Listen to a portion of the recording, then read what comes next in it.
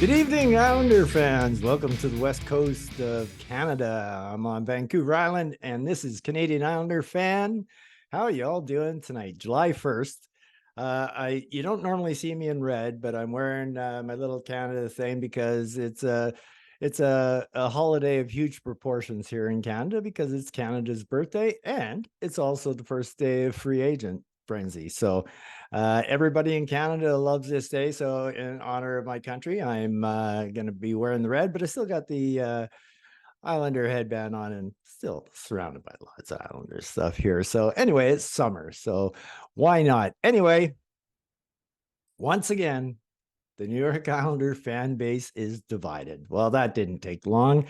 We just got finally, we had two sides of the Bailey thing for 15 years, basically. And it's been going on and on. It's like Islander fans just aren't happy unless we're going to be divided in our beliefs on how the team should be run. Now, in a perfect world, there's a lot of things I would do differently here, but you have to look at things pretty realistically. If you're not looking at things realistically, then you're only letting yourself down.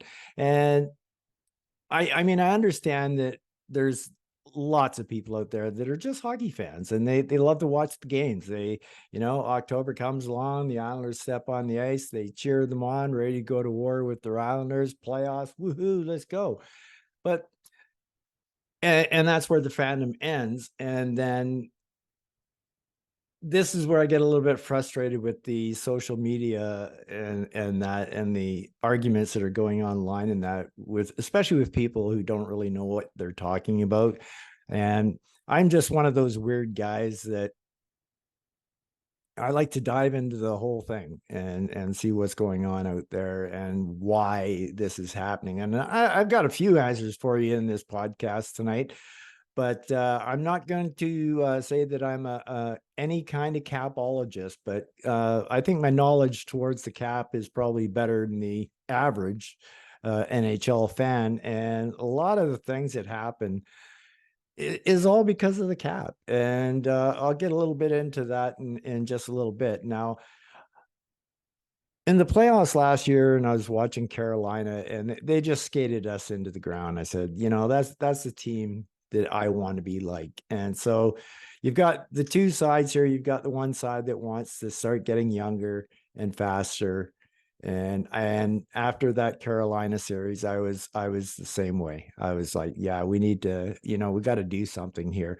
However, with saying that, we have some strong pieces still here in their prime, and they're ready to go, and we're not that far off from, believe it or not, winning a cup. All you got to do is look as far as Florida this year, and the Panthers not much different than the Islanders. Yeah, they got Chachuk and Barkov, but overall, once we take a look at the cap and that, I think you have to be pretty happy overall with how things are going. So for me, today was a great day. I'll tell you which side of the fence I'm on. I was very happy with all the transactions that went down today, even though I just said after the Carolina series, I wanted to get younger and faster and stronger, and that we did not do today. And I'm okay with that. That's all right because we got a pretty solid team. We got a playoff team, and I see no reason why this team would not make the playoffs. So you know, it's hard enough to keep teams together. It's easy to say we could have let some of these guys go today, but just to replace them is so hard. Like you take a look at let's start with Scotty Mayfield today. Loving Scotty. And Scotty got everything he deserved today.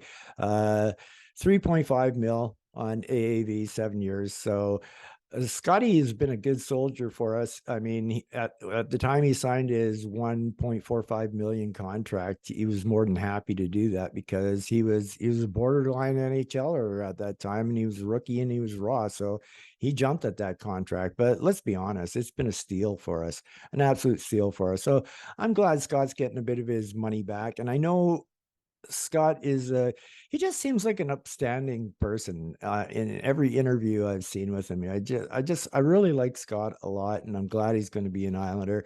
And I think he got the money that he deserved. He deserves to live a nice lifestyle. He's given us plenty of years already, and he's going to give us plenty more. And so I'm really happy with that Mayfield contract.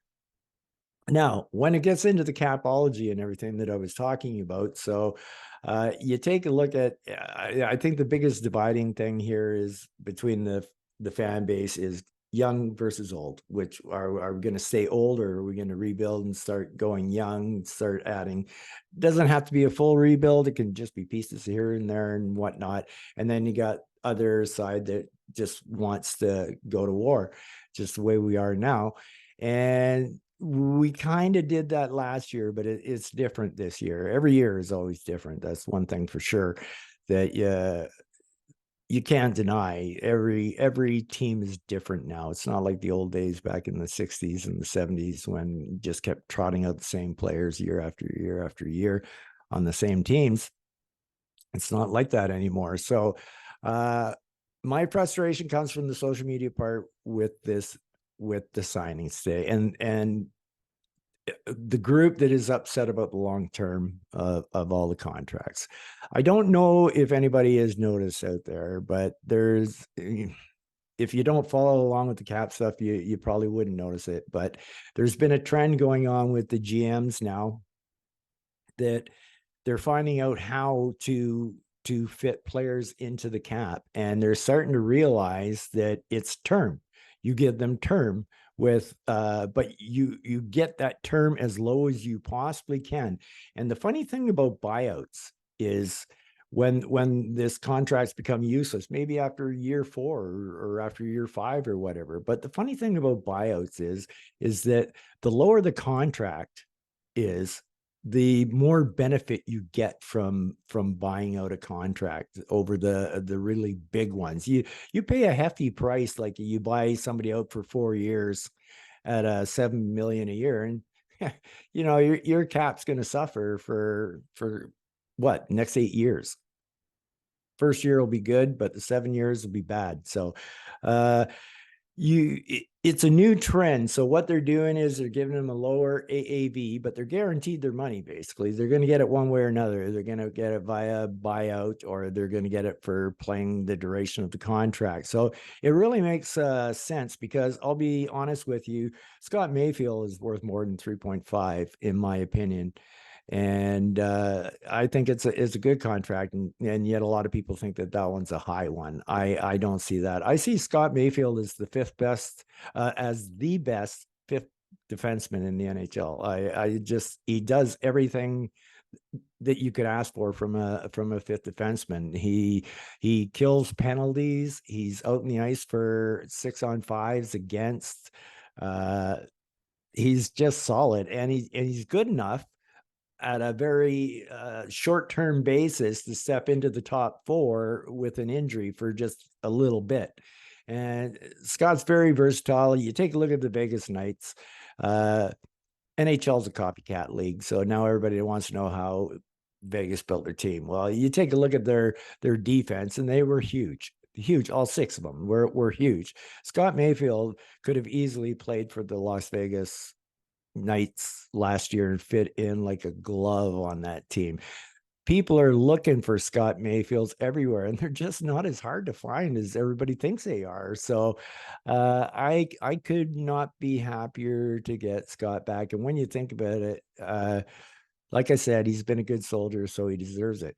So now you have to understand that there's so many different things you can do with the cap. There's cap gymnastics, as we call them. And there's different things to do. Like teams last year, they trotted out 18-man rosters for a few games here and there, and a 19-man roster for a game or two. And there's just so many things that you can do to get around the cap thing. And if there's one thing I've noticed about Islander fans, and myself included on this trend for years and years and years, Islander fans don't want to do anything that hurts us long term in the future of 7 years. So it was almost like our way of comforting ourselves, because we didn't get the big catch. Like some free agent got signed and said, wow, that contract's going to just be trash at the end. So, and then we tried to make ourselves feel better, and sometimes it worked, sometimes it didn't. So you just have to understand that when you get to these cap crunch times, there's always a way out, and these guys know how to do it. So I am no longer worried about the future of a 7-year contract to Pierre Engvall. I mean, if you look at it, it's only $21 million for 7 years, 3 years. I mean, if I'm not the hugest Engvall fan, but if he took a jump, which is possible because he's played at the highest levels in Sweden and everything while he was coming up and everything. And if he took a jump, that contract in itself will be a steal. So uh, you have to understand. Forget the term. Just know that you got your players in there. And I still say that if we took the players we signed today, who we should, I guess, talk about, we signed Ilya Sorokin, and we signed Scott Mayfield, and we signed Engdahl, and we signed, who's our fourth? Who am I forgetting here? Varlamov. So getting these guys signed up and in the fold for next year is a good thing. It's not running back the same team. One of the biggest mistakes would be to, let's just say we replaced 2 of those 4 players and we were going to try for somebody else and we just didn't get them. And now, boom, just like that, we're worse. We're 2 players worse than we were last year. And I think last year, it was a weird season in a different kind of way. We were so used to weird from the year before. Oh, sorry. We were so used to weird from the year before with all the COVID and that. And that we didn't really notice what kind of a weird year it was when our big injuries happened at different times to different players. But they were big impact players at the time. Like losing Wallstrom was just huge at the start of the season. Who knows how he would have developed this year? And let's be honest, right now, this is a team where some people just don't want to admit this, but our window is now. And the reason some Islander fans don't want to admit it is because we don't have that big fish superstar. And so everybody's like, oh man, well, I don't know about this. And we need a superstar to do this kind of thing, but you don't really. So you take a look at all the deals that Lou swung today, and I think Lou's done a great job with this offseason already. And we'll talk about the rumor about DeBrincat after we talk about the rest of this. So Engvall gets himself $21 million with a 7-year contract for $3 million a year. Same for Scott, except he gets 3.5. But obviously the biggest signing is Ilya, and you have to love it. I was expecting a higher number. I really was. I was expecting a higher number. In my opinion, if anybody deserves to be the highest paid goaltender in the NHL, it's Ilya Sorokin. He is bar none the best goaltender in the NHL, and I'll take that with me. I'm so excited today that now I can actually go out and order myself a Sorokin jersey. I learned my lesson on the Tavares jersey. I don't jump out until I'm more secure that dude's going to be around a while. So I'm excited about getting a Sorokin jersey out there, and we locked Ilya up for 8 years, which got all his prime years. So every prime year that Ilya Sorokin's going to have is going to have been with the Islanders. Like he had some good years in his younger years in the CKSA, and but he was only getting like 20 shots a night. Here it's a completely different game, and he's getting paid. And hey, think of this, Islander fans. One of the things that you'll like about this is that it's now forced the Rangers to pay Shesterkin in his next contract minimum the same as Ilya, because Shesty and Sorokin have a little bit of a rivalry. So so the Rangers, with all their big contracts, are going to get another bigger one with Shesterkin next time. That's for sure. I thought I got a chuckle out of that on the side. So, and last to talk about is Varley. And I've been a huge supporter of Varley. I will never forget what Varley did for us in the bubble years, the 2 runs to the conference finals, the solid goaltending he gave us for 4 years in the regular season. Really, he gave up a soft goal every now and then, but he was a great starter for us. I'll never forget him sliding into that pile in the game in Tampa when we won in overtime. And the guy's a character, and I always knew that Sorokin and Varley were big friends. And if this keeps Soroki happy, then it's good for me, and I'm fine with it anyway because I'm a huge Varlamov fan anyway. So, uh, bar none, we have the best goaltending in the NHL. There is no backup near as good as Varlamov. Best in the league, bar none. So, and let's be honest, the reason we made the playoffs last year was because of our goaltending. So to have that solidified for the next 4 years, them as a tandem and Ilya for 8, I could not be more happy. I'm just thrilled. Barley took a nice contract, 2.75. That fits in nicely. It's only $11 million off the cap for 2 goaltenders. That's not a bad thing. When you think that Bob has taken 10 million and Vasilevsky's taken 9.5. So we're pretty level with those teams because they usually sign about $1 million or $2 million goaltender. Works out to be around $11 million, right? But our $11 million for our 2 goaltenders are going to be 2 solid goaltenders. So where the $2 million yearly specials are not so good. That's when you start getting like, look at the backups in Tampa have had for Vasilevsky. I mean, it's every goaltender who's at the end of your career, come on and play a couple of years with Tampa while you sit on the bench. So, yeah, and the thing I don't understand about this whole thing on July 1st with people being upset about Lou Lamoriello and that, how can you not be happy with today's results? Normally, we don't hear anything till September 28th. We pretty much got all the bookkeeping done on July 1st. Anyway, I'm super happy about having both Varley and Sorokin together. And, if there's one other thing you take a look at the signings today is the team as a whole. There's so many little small things that you don't see behind the scenes that are going on in the dressing room. And it's amazing how much it means when you have a fifth defenseman like Scott Mayfield who's happy being a fifth defenseman. Stuff like that mean the world. Like if you have a fifth defenseman who thinks, I should be top 4. I should be top 4 instead of who over there.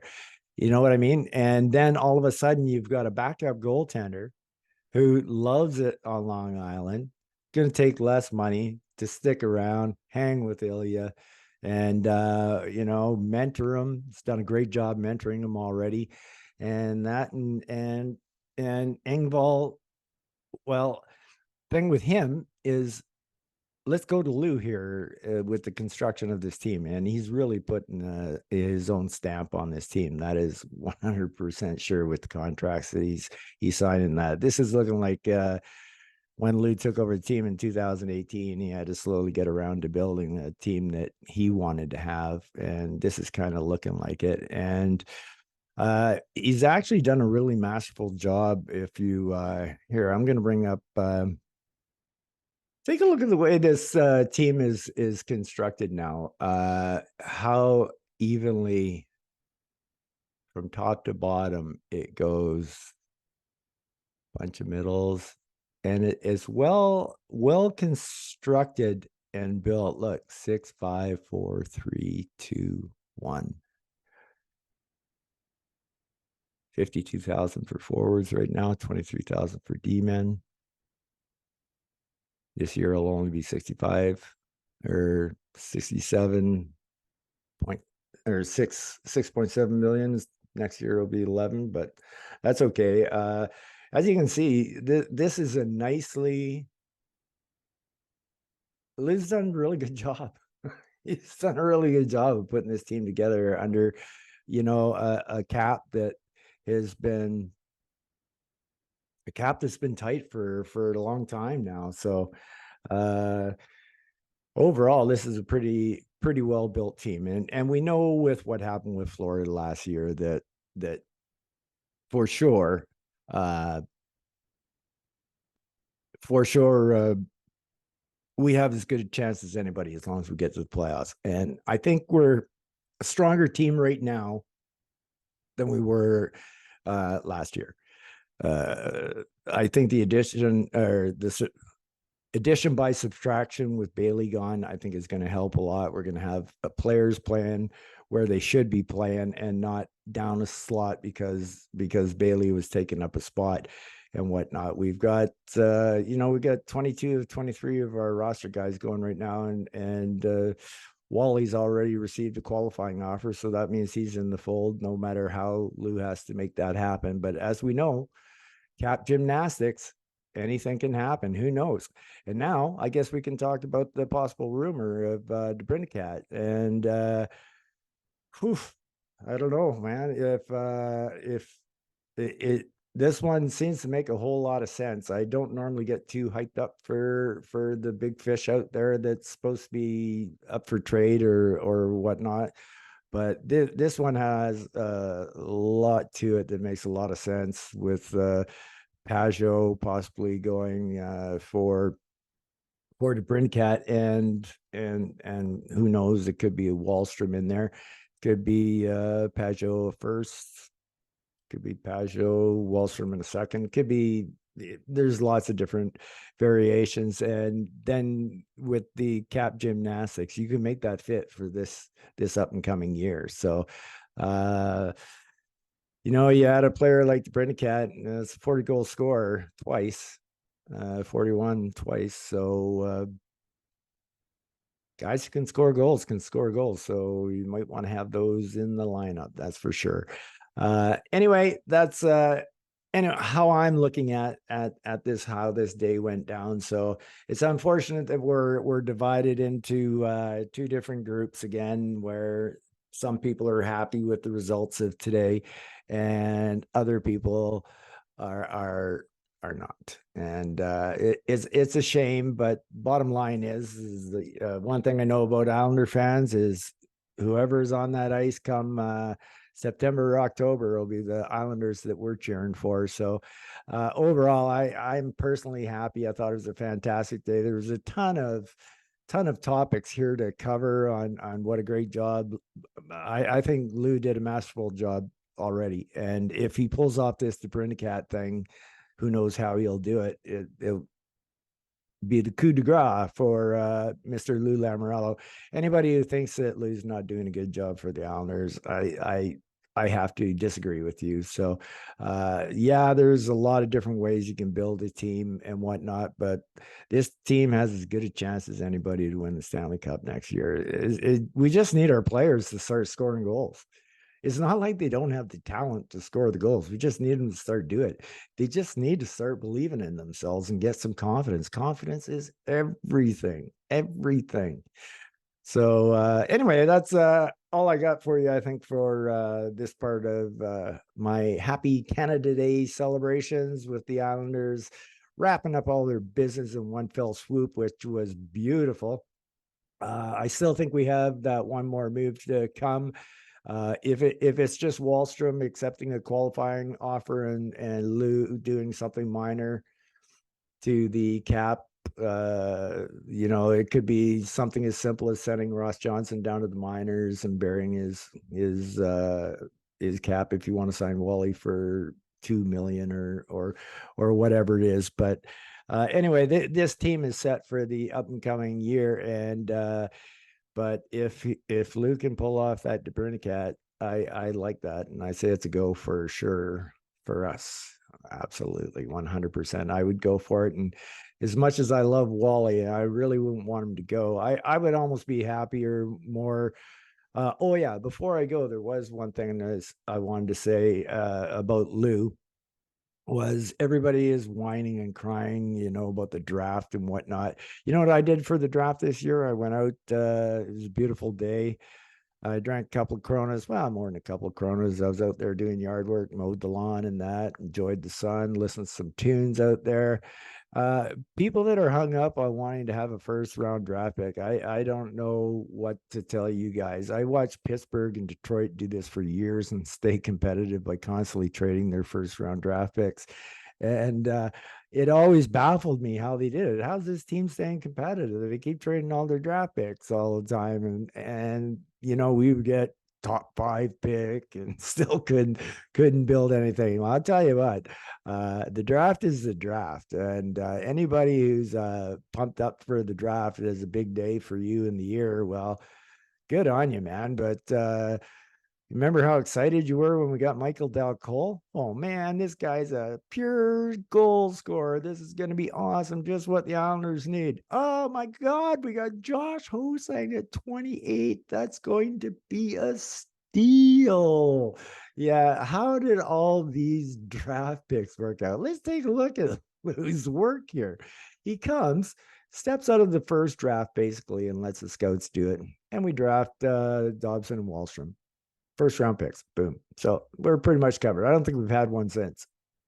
But what do we have for those first round picks? We got Pajot for a first round pick. And Pajot to me was a huge reason of our 2 runs to the Eastern Conference Finals. He hasn't been the same since. But he was a huge part of it. Who else did we trade? First round draft pick. Well, we got Bo Horvat. That's as good as the first round draft pick, the way I see it. And you know, it goes on and on and on. Lou gets Palmieri, signs him. It's better than the first round draft pick.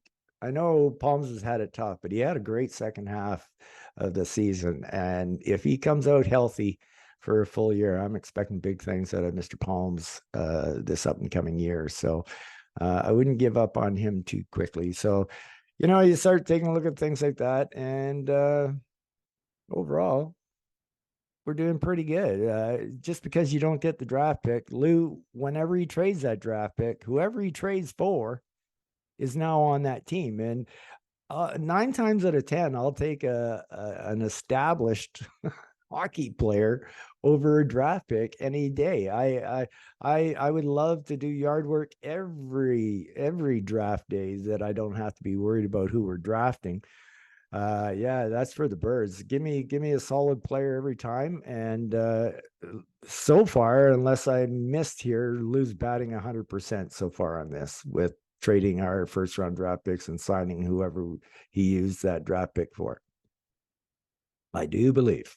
So another great job by Lou there. It's not like we're losing first round draft picks. And like I said, teams like Pittsburgh and the old Detroit, when they won or when they were in the playoffs 25 seasons in a row, those guys never had first round draft picks, but they scooped like Zetterberg and those guys in the 7th round. And so, yeah, anyway, like I said, bottom line for me is I'm very happy about today's events. I think Lou did a great job. My favorite player, Ilya Sorokin, is wrapped up for the next 9 years. I'm thrilled about that.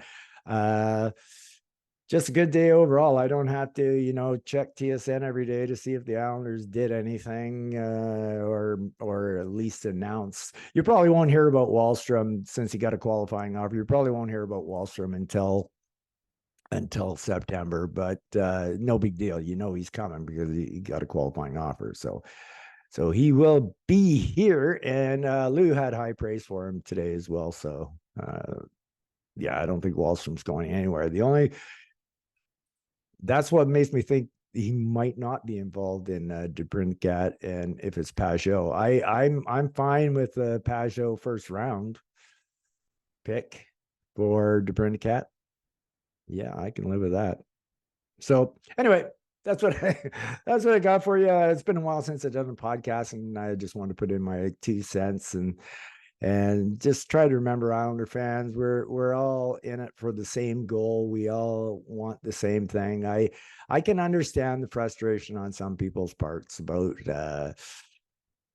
about not wanting to be this old of a team, but we are what we are, and our window is open now. So if we don't take advantage of this and try to do something with that window, which it looks like Lou's trying to do, especially if he gets to bring a cat, so like it or love it. Like I said, I know you'll all be Islander fans, but it's not a bad day as far as I can see, and I hope maybe some of the things that I talked about today will help ease some people's minds. I'm happy with it. I think we had a rough go last year with big injuries at different times that really hurt us. Uh, Basically, Barzell and Horvat never even played together. I think everybody starting at the starting lineup on day one of training camp, everybody healthy and going together. And I think this is going to be a different team. I can't under how am I supposed to say this? I cannot understate the importance of not having Bailey on the team. Uh, it just now we can start putting square pegs into square holes, round pegs into round holes, and everybody can go to the spot that they need to go to, and we can't be trying to hide Bailey all over the lineup all the time. It's done. So, yep. So anyway, I'm actually I wasn't really thinking much hockey lately. I've gotten into ball, but this kind of got me pumped up today. It was really nice. It was quite the surprise to wake up to, that's for sure. I was like, holy smokes, wow, this is great. Got it all done. Anyway, I hope you're happy. It was a good day, Islander fans. Anyway, I want all you guys and girls out there. Y'all take care and peace out.